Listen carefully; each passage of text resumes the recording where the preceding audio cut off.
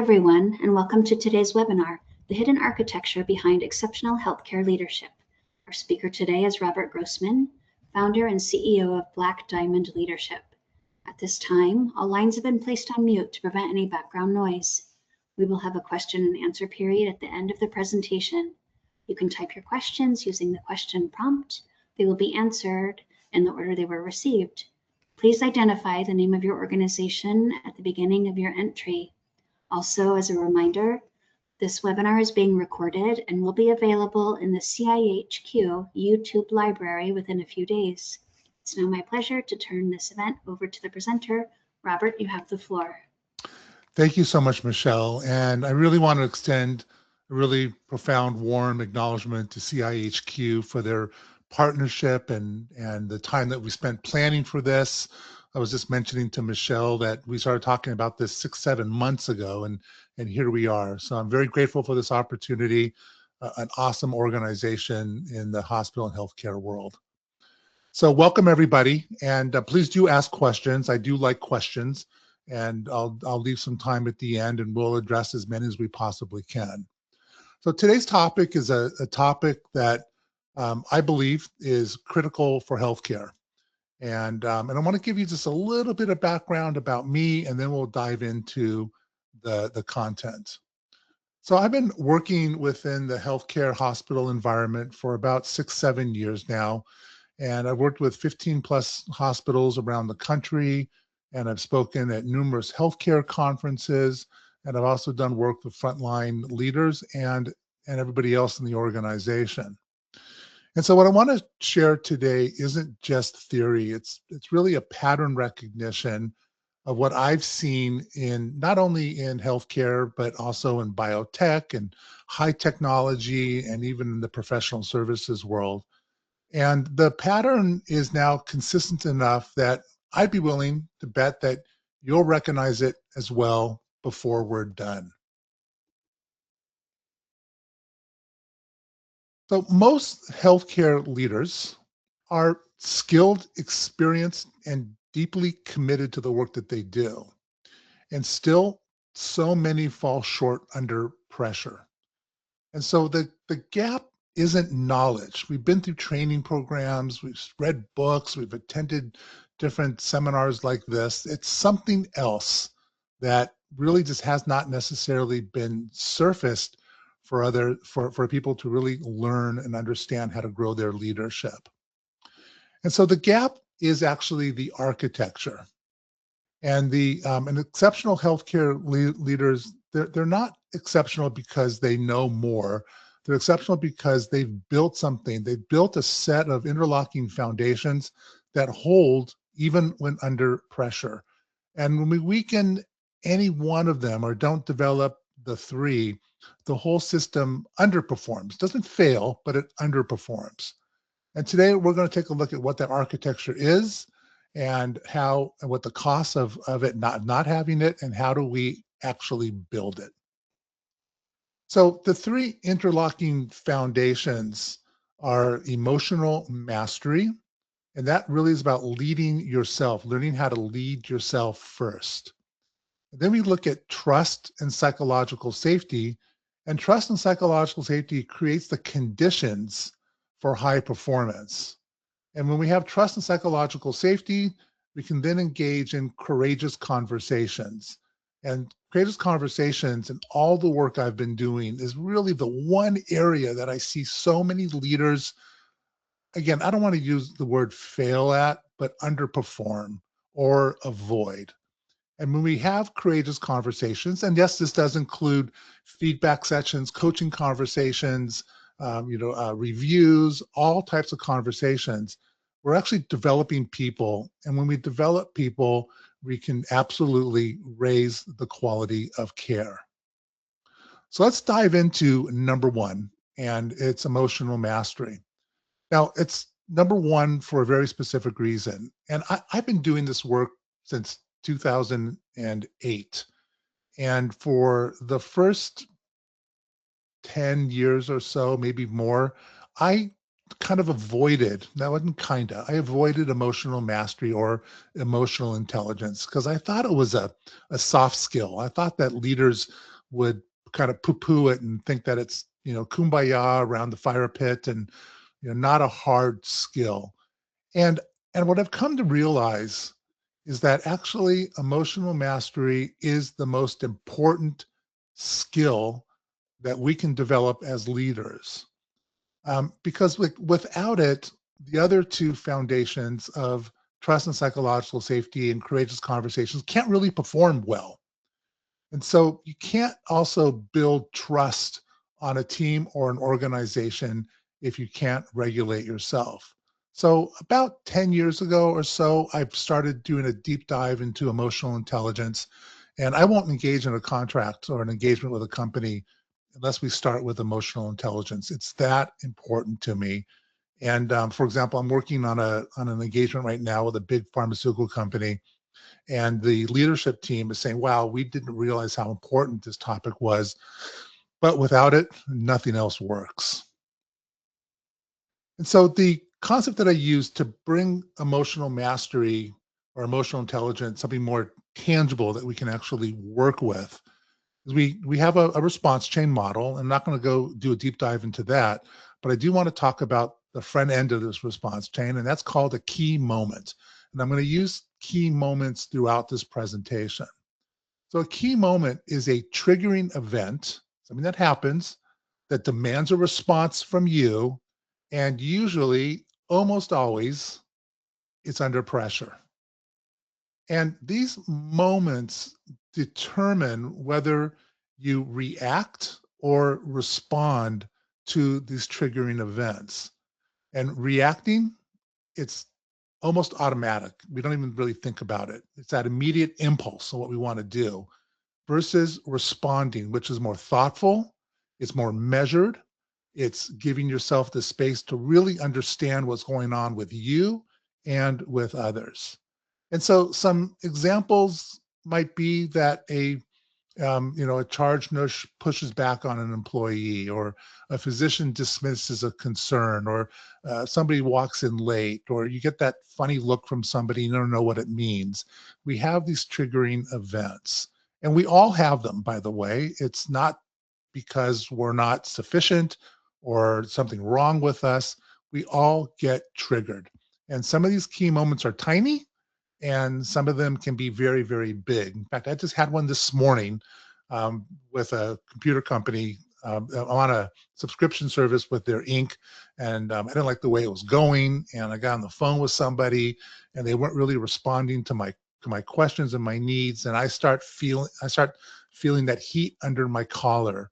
And rather than reacting, I just took a deep breath and I said, let's start over again because I don't think we're on the same page. This is my concern, and this is what I need your help with. And from there, after that, the conversation was smooth. Now, 5, 6 years ago, I would have ranted and raved not raved, I would have ranted at this person and not accomplish what I needed to accomplish. So I mentioned some of these already because we all know these moments. We've all had these moments, one or more of them on the screen. This is only 3, but obviously there are so many key moments. And again, sometimes they can be very small, like the way somebody looks at you when they walk down the hallway, and you have a key moment and you give that meaning and make assumptions about what that means, and you're off and running. I see this happen a lot in hospital settings where a physician may dismiss a nurse's concern during rounds and the room just goes silent. A family member says, I want to speak to your supervisor. Well, that could be a big key moment. Or a team member might say, can I be honest with you? I don't think you've been supporting me. So I'm sure you could see yourself in one or more and many other key moments that you might have had in the past. But it's really interesting. There was some studies done a couple of years ago through Harvard University and also US hospitals. And it was fascinating to see that a 10% increase in emotional intelligence can result in a 25% reduction in medical errors. A 22% decrease, I'm sorry, it also leads to a 22% decrease in malpractice claims and 20% reduction in nurse turnover. So it's not just a leadership issue, emotional mastery. It really is an organizational issue. It's a patient safety issue. And if these numbers aren't motivational enough, they're very operational. So what happens in a leader's key moment travels downstream. It travels from them to their team, people they're interacting with. It actually goes down to patients and patients' families and even vendors that you do work with. And it happens faster than most leaders realize. So let's just take a quick look at some of the science behind this. So when a key moment occurs, when it happens, and it happens like this, and you react like this, there's two parts of the brain that we want to pay attention to.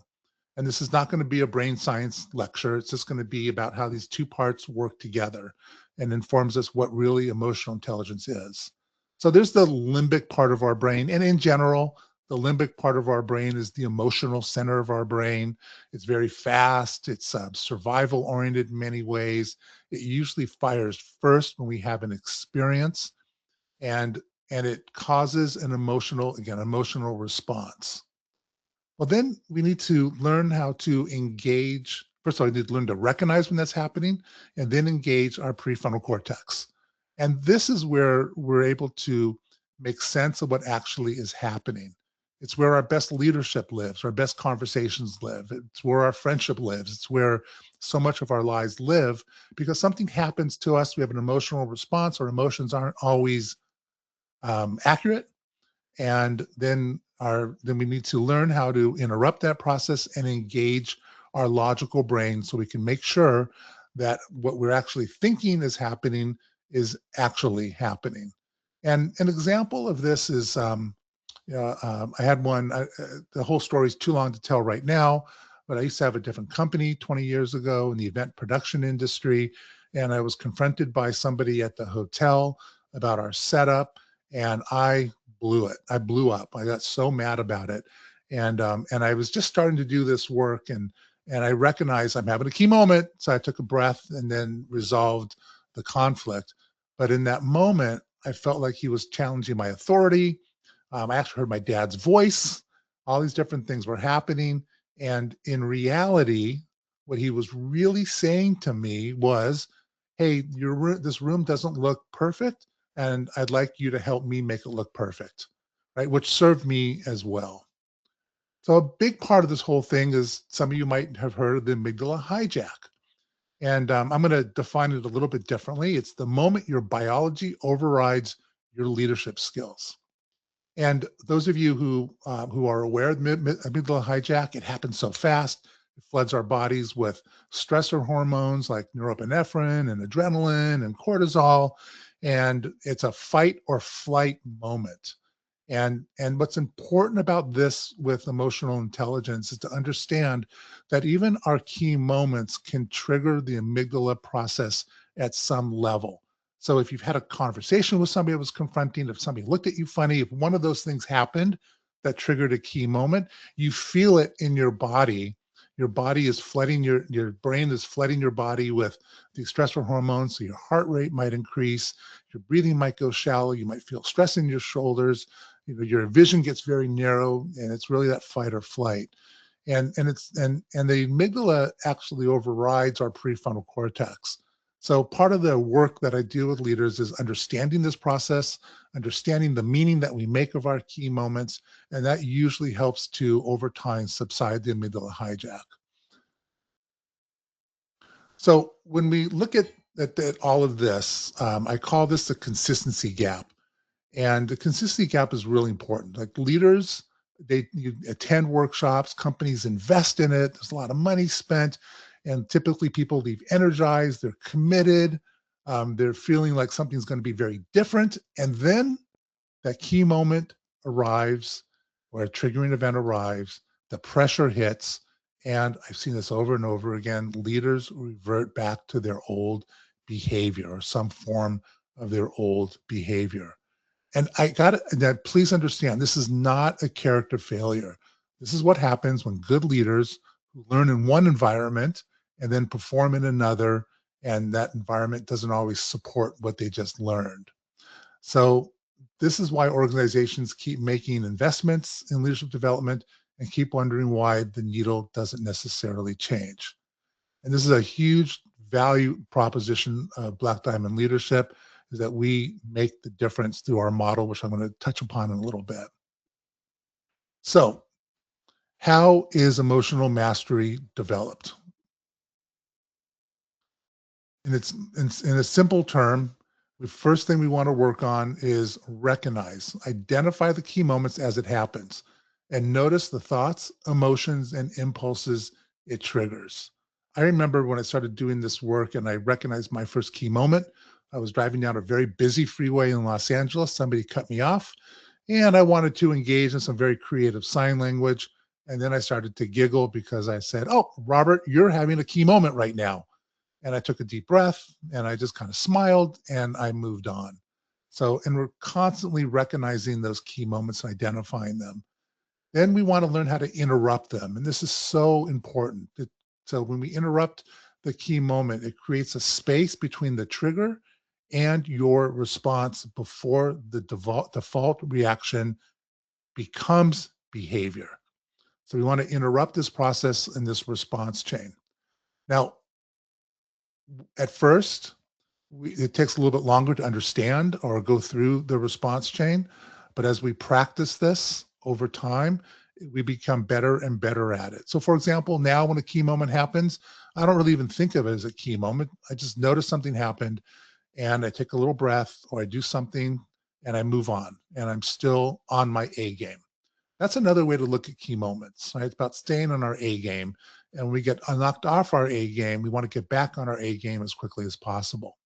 So we want to create that space. That interruption also afterwards allows us to examine. And when we examine, we're actually challenging the story you're telling yourself about what just happened. And what are you making it mean? And what is actually true? Actually true. So an example of this is a couple of years ago, I was delivering a proposal to a big client and they said they'd get back to me in 2 weeks. And 2 weeks went by, a month went by, didn't hear back from them. And it was a key moment. And the meaning I was making, it was that they didn't want me or they didn't like my work or something about me in that situation. And I just, instead of reacting, what I would have done before this work is I would have fired off one of those emails I would have regretted immediately. So I didn't do anything. And about 2 months later, I get an email from my client saying, "Hi, Robert, I'm so sorry, I was out of touch. We had a family situation. I had to fly back home. She lived abroad, or born abroad. We got busy with this, this, and this. I'm ready to move forward. I'll send your agreement back to you." So managing that situation and my emotions and what I was making it mean and creating that space in between allowed me to actually manage that situation better. Here's the part that I want you to really understand about emotional mastery that's important. That as you practice this, like my clients, as they practice this, they do recognize that their recovery from the key moment becomes faster and faster and faster. And over time, again, you just start to go, you don't even recognize you're having a key moment. I was actually speaking at another conference, and this is a little key moment example. And it was a keynote in the morning, and when I showed up in the morning, the room was half empty. And I recognized, and they told me that that there was a party the night before, and people were drinking, and people were slow getting into the room. Well, what I made it mean before I knew that, before I understood the reason why, what I made it mean was nobody was interested in my topic of psychological safety. And then I recognized as soon as I heard that, oh, it's not the topic, it's people were partying the night before. Well, during the presentation, I looked down in the front row, and there was a participant in there with her face buried in her phone. And I looked at it and I noticed it and I kept on presenting without skipping a beat, with no decrease in my performance. And it was kind of like interesting moment, because in the past, that would have triggered me and my performance on stage would have dipped. I would have gotten to my head. But instead, I just said, huh, that's interesting. Because in reality, I had no idea why she was on her phone. So rather than making it about me, I just continued with my performance. So I want to move on now to the second interlocking leadership trait, which is trust and psychological safety. Psychological safety has gained a lot of attention over the years recently, and become more part of the culture parlance for many companies. Not all, which is still kind of surprising. And I got involved with psychological safety um, right before COVID. I was invited to attend a certification program sponsored by, you may have heard of Amy Edmondson. She's a professor at Harvard University, and she wrote the book called The Fearless Organization. And she created a scan, which I'll talk about in a minute. But I was able to go through that process. And the minute I learned about psychological safety, my mind was pretty blown by the power of it. So when we look at this psychological safety and trust, and this is where I see the most consistent breakdown in healthcare and in most organizations, and the cost can be absolutely significant. So we're gonna and when there's a break in that trust, when trust is broken, it's so hard to recover from it. But I want to explore with you a little bit more about psychological safety and also a little bit about Amy Edmondson as well. Well, Amy Edmondson, in her book, says psychological safety is the soil, not the seed. I'd like you to think for a moment, what does that really mean? Psychological safety is the soil, not the seed. And so what the answer to this, or one of the answers to this, is that if the soil isn't good, you can plant great seeds, but nothing's going to grow, nothing's going to happen. If the soil goes bad, the plant or the seed will die. And so we look at psychological safety. It is so foundational to trust and corporate culture. And again, most organizations, they invest heavily in the seed, but they pay very little attention to the soil. And the soil is what we need to pay attention to, what we constantly need to work on and improve. So one thing about psychological safety that's important is what it's not.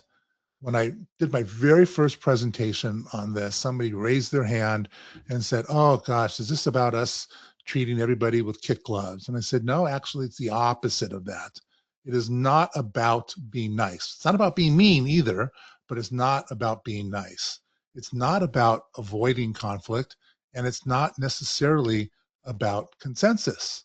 It is about whether people believe it is safe to speak up without fear." I'm going to say that one more time.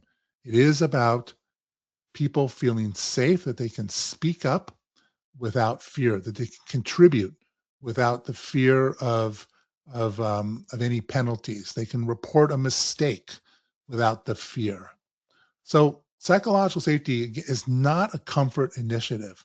It's not necessarily about making people feel good. It's not about avoiding the hard conversations, or it's not about manufacturing agreement. It is about people believe that it is safe to speak up, raise concerns, challenge decisions without fear of humiliation or retaliation. In a clinical environment, that distinction is not philosophical. It really is a matter of life and death.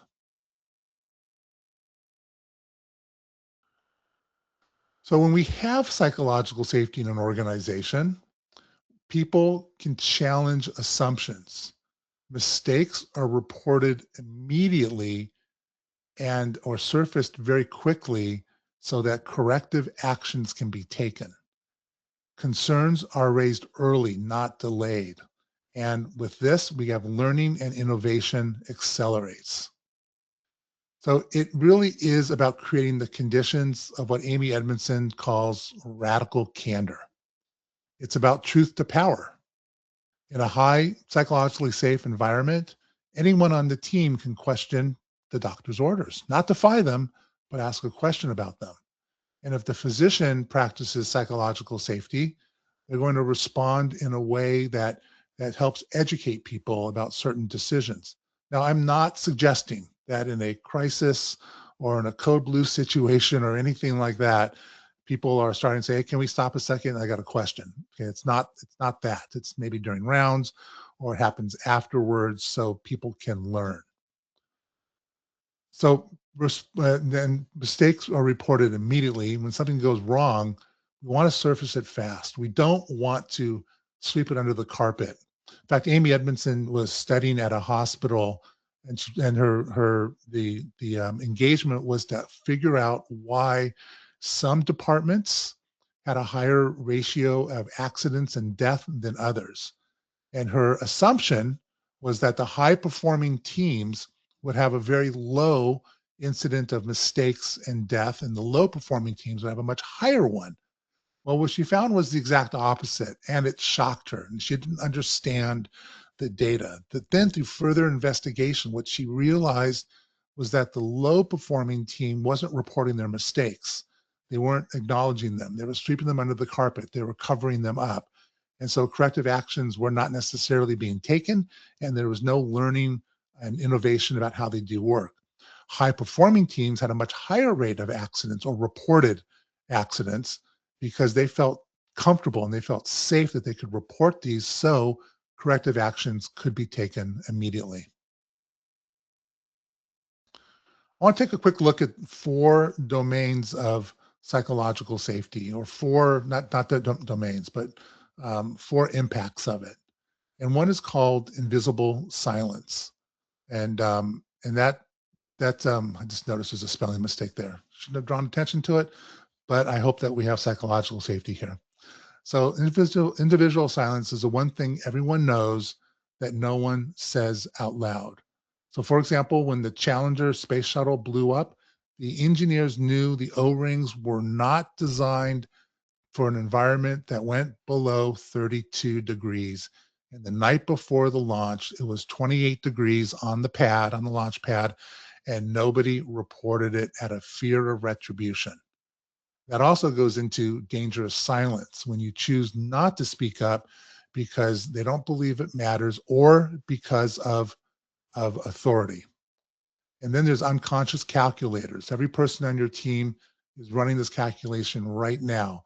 They're saying to themselves, if I report this, will the retribution or will the consequences outweigh what I'm actually reporting? And there's a case study of a nurse practitioner in a neonatal unit. This is written in Amy Edmondson's book.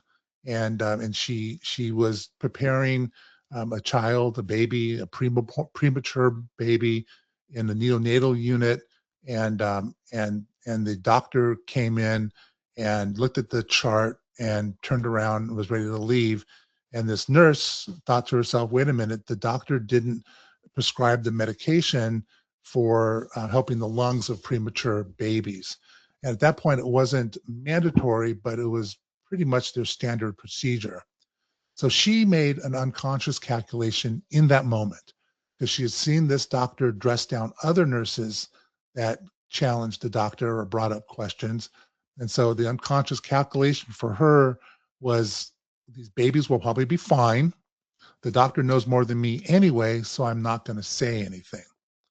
In a psychologically safe environment, this nurse would have asked the doctor about it, and the doctor would have explained why or why not he was going to prescribe or not prescribe the medication. So a very different outcome from that. And then there's the Cassandra effect, and that is that teams have learned that raising concerns changes nothing, so they just stop. So, question for yourself: do any one of these 4 resonate with you? Have you seen something like this in your hospital or in other situations where something wasn't reported or somebody didn't speak up because of one of these situations? So trust, it's not built in a policy. It's built or it's broken in how leaders react or respond during their key moments. And trust is an interesting thing because even if you start with a large account with somebody, every time you break trust with somebody, there are withdrawals. And just like our own savings accounts, withdrawals can happen fast and deposits can happen very, very slow. So looking at how trust is connected to those four patterns: invisible silence, dangerous silence, unconscious calculators, and the Cassandra culture, is a result of key moments that went the wrong way. A leader who was hijacked, a concern that was, sorry, when I say it was hijacked, a leader, they were hijacked in that situation and reacted. A concern that was dismissed, a mistake that was pushed in front of the team is the positive result that we want. So again, this is not built in policy, it's built in how leaders react. So when we look at emotional mastery, it's just not a personal development issue. It's actually the primary trust building tool that we have, and the two foundations are inseparable. So why does trust and emotional intelligence mean so much? Or how are they so well connected to each other? Let's The reason is that if you react in a situation, and the reaction can be a little bit harsh, or it could be silence, but if you're reacting, typically others around you will have an experience, and they're going, next time something comes up, they might think twice before engaging you, or they might be concerned about speaking truth to power or honestly about something that's going on. The other side is just as true. In fact, I had a client who was an executive with another pharmaceutical company. And during a coaching session, this was a number of years ago, he shared with me that in the middle of a presentation, one of his team members raised their hand and said, "Hey, you have a spelling mistake on your slide." And I looked at him and I said, "What did you do?" And he said, "Well, what I wanted to do and what I actually did were two different things. What I wanted to do and what I would have done before was I would have demeaned this person in some way. I would have made some snide remark, or I would have dismissed this person. And instead, I thanked this person for pointing out a mistake that I had made and promised to fix it as soon as the presentation was over." So then I asked him, "Well, what did you create by responding that way?" And he said, "Robert, if I had reacted the way that I normally reacted to these situations, I would have broken trust and reduced psychological safety. And now that I responded this way, I believe I've now showed my team members that they can share things with me, and that I did increase psychological safety by allowing this person to say what they said and not demeaning them." And so it's just, if you look at the importance of that over time and how it's so important in healthcare clinic, trust, again, it's not built in a policy, it's actually built in behavior. So how do we build psychological safety? How is it built? We measure the reality, and we use Amy Edmondson's psychological safety scan, which is designed to be given to a team. And so we use validated data to understand what is going on with this team right now. What's their current experience? And with that, we're able to actually know, based on data and a numerical value, what is the psychological safety on this team. Then we focus on the work. We look at the patterns that we see in this scan that are limiting trust, candor, and performance, and we build programs around it. Or maybe in the coaching side of things, we're able to work on where psychological safety is weakest. And then we track the trends over time. So during an engagement, we might give the same scan two, three, four times to see where things are going. So we want to monitor the changes over time to use the data that we're collecting to guide ongoing development. Now, what's interesting is there have been a couple of times where I thought that the score was going to be higher, but in reality, the score went down a little bit. And when I investigated, both situations had different reasons, but they were both very important reasons. And we adjusted the work that we were doing to address it. Now, there's also one thing to know about the data, that it is a snapshot in time. So in another situation, I noticed the score dropped a lot. And when I looked at how the individual people scored, one person was like a 0 out of 100. And what I found out was that he didn't get a promotion that he wanted to get, and literally the day that the scan came out. And so that was his response to it. So once we have psychological safety in place and trust, now we can do something that we see on the court, if you will, and that is courageous conversations. And in courageous conversations, we're focusing on developing people, and when we develop people, we raise performance. So in my experience across 15 hospitals and all the work that I've done, leaders know that they need to have these conversations, but they don't do it for some reason, or they soften it. That there's a reason why that they're not having these courageous conversations. And it may not be what you think it is. So when we look at courageous conversations, oftentimes unconsciously, leaders are thinking, I'm going to protect them. When we avoid a difficult conversation, we tell ourselves a story. We say we're protecting them. We're sparing them from discomfort. We're keeping the peace. We're waiting for the right moment. But here's what's actually true about that. We're actually protecting ourselves. In fact, in my workshops, I'll ask a question, why do you avoid conversations? Or whose issue is it really? And they always focus on the person they're going to have the conversation with. And through a series of questioning and the work, they suddenly have the aha moment, and they realize that they have no idea how the other person might respond or react to the conversation. And so they're really protecting themselves. They're not protecting others. And then when you pay the price, meaning that when you avoid these conversations, you do pay a price, because the avoidance of these conversations, they actually erode your credibility and confidence in you as a leader over time. The team pays the price because they lose the feedback and clarity they need to grow. Another question I typically ask, okay, who is paying the price with your team members when you don't give them honest, candid feedback? And in the end, what they come to realize is that they're not delivering the feedback that might be crucial in that moment for their development, for their growth. And in fact, they may never get that feedback over time, and then other things happen.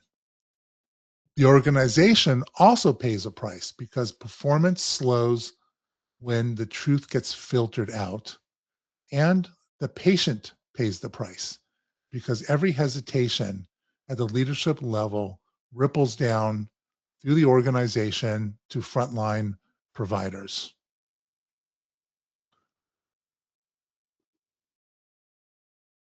Here we go. So I call this unconscious collusion. Unconscious collusion. And collusion is a pretty strong word, but I think it's appropriate. So I'm not talking about intentional collusion. I'm talking about the pattern that we addressed earlier on that well-intentioned leaders fall into every single day.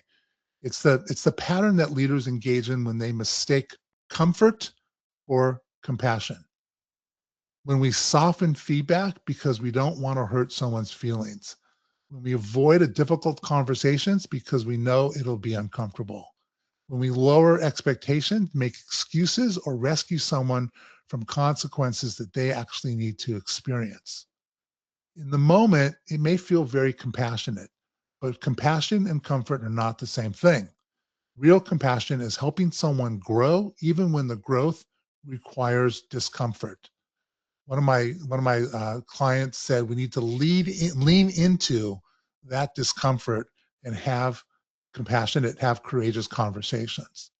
And when we consistently choose comfort over accountability, we unintentionally become part of the problem that we're trying to solve because the behavior continues, patient service suffers, employees become despondent, the team adapts to lower standards, and the person we're trying to protect over never develops the awareness, ownership, or skills they need to improve. And that's why I call it unconscious collusion. Again, it is not rooted in bad intentions. It is rooted in avoidance. And as leaders, our responsibility isn't to make people comfortable. Our responsibility is to help them succeed.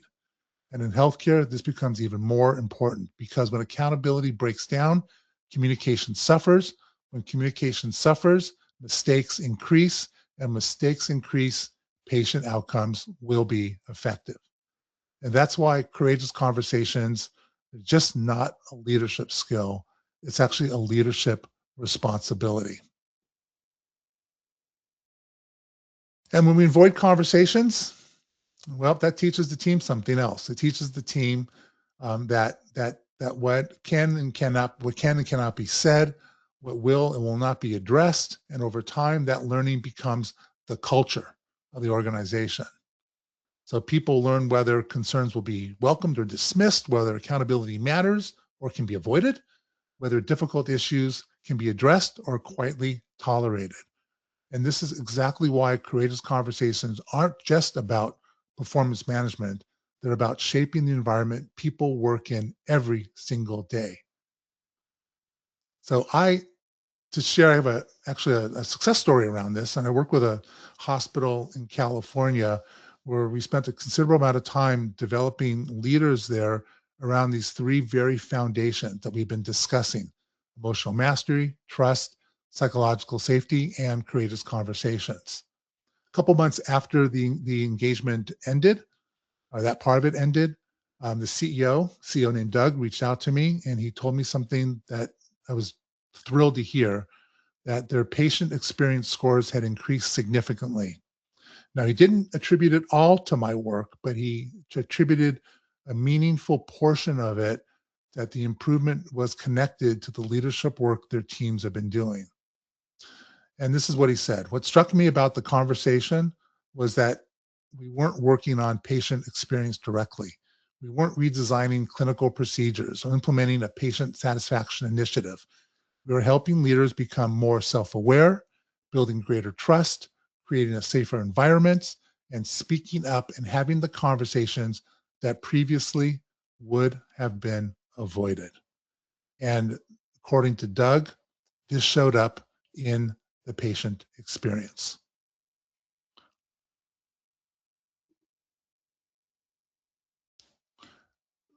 So these are the three interlocking foundations. And as we're getting ready to move into the Q&A session, so ask your questions, I want to come back to the title of the session: The Hidden Architecture Behind Exceptional Healthcare Leadership, Interlocking Foundations. That's what we've discussed today in these three separate leadership skills. They are an interlocking system. We need emotional mastery to help manage ourselves. In fact, Buddha said, "Learn not how to react, learn how to respond." I think also Yoda said something like that too, but I can't remember exactly how he said it right now. So we learn about managing ourselves during our key moments. Remember, key moments can be small things. In fact, I've kind of come up with a new term called micro key moments. And it's the little tiny things that happen consistently. To be honest, I've had about 5 of them during this presentation so far, and interrupt our performance. And when we learn to not to stay on our A game, then we can continue performing at a high level even when we might make a mistake. Trust and psychological safety creates an environment where people are willing to speak up without fear of retribution. They're willing to contribute new ideas. They report mistakes so corrective actions can be taken. There's a component of psychological safety, and Amy Edmondson calls it inclusion and diversity. And what we are looking for, and this is really the outcome of psychological safety, is that we want people to feel included in the process of what we do. And then we get diversity of thought, diversity of solutions, diversity of ideas from people who might not have felt comfortable sharing their ideas in the past. And then we have courageous conversations. And this really does ensure that the most important issues don't remain hidden. When one of these foundations is weak, the others become harder to sustain. But when all three foundations work together, leadership becomes more consistent, trust becomes stronger, and teams become more willing to address what matters. And that is the hidden architecture behind exceptional leadership. So what might your organization experience when looking at the hidden architecture? Leaders who recognize key moments, they in themselves, they catch the hijack before it lands. And by the way, advanced emotional intelligence is actually when you recognize key moments in others and you can work them through their own key moment. Psychological safety, that is measurably higher, that is not assumed. Conversations that used to be avoided are normalized, and a leadership culture that sustains itself even under pressure.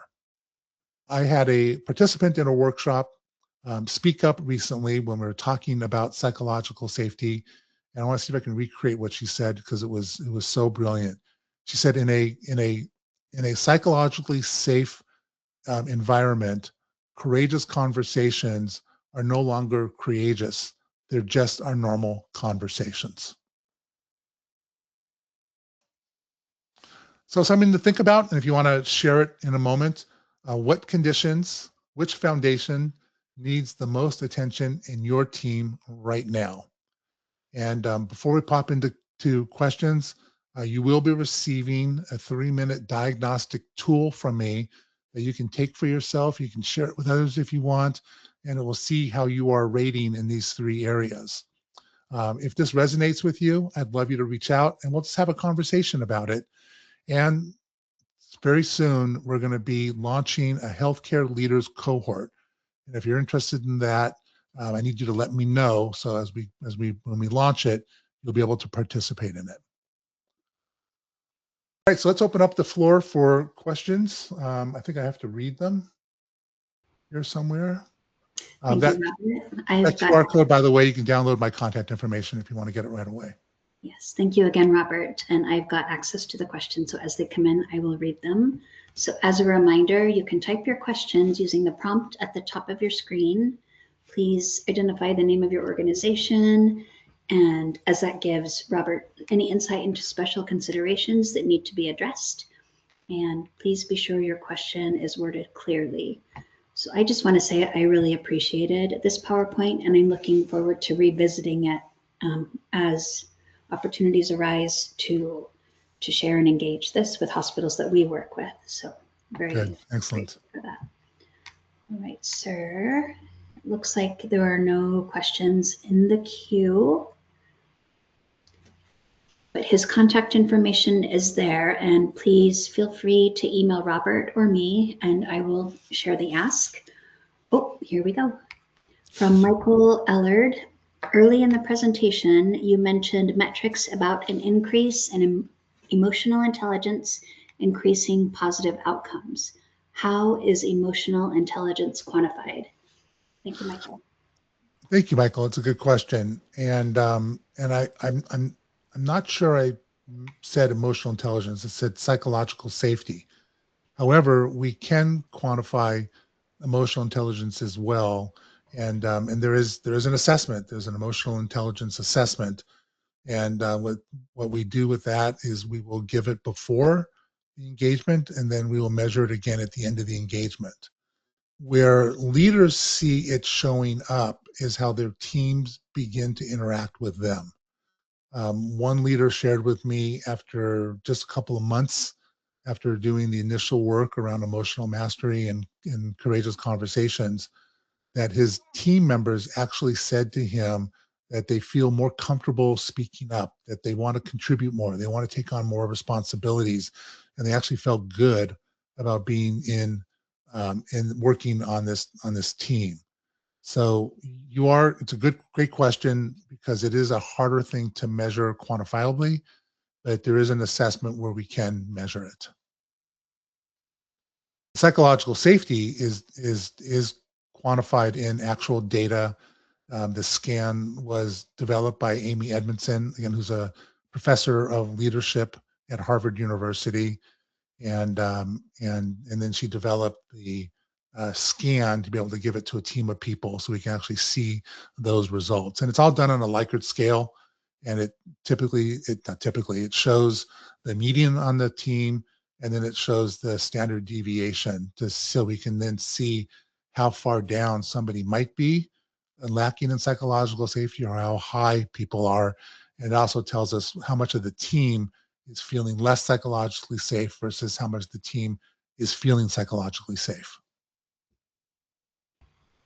Thank you, Robert. We have a couple more questions. Yay. How could courageous conversations be encouraged? That's Mimi from IVHD. Great. Thank you, Mimi. They can be, it's a great question, actually. How can they be encouraged? I think when people understand that a courageous conversation is about helping another person, even if it's not the best news, it's about helping another person improve or building trust on the team. And the other way to look at it is really have an honest assessment of your own thoughts and feelings about the courageous conversations. I'm sure many of you have had the experience where you knew you needed to have a conversation with somebody, and your mind was filled with all the considerations around it, fear, will I be able to handle it? And all of that is really a set of key moments that you're having, because it's not necessarily based in reality. It's based on an emotional reaction to it because of the fear, which is very understandable.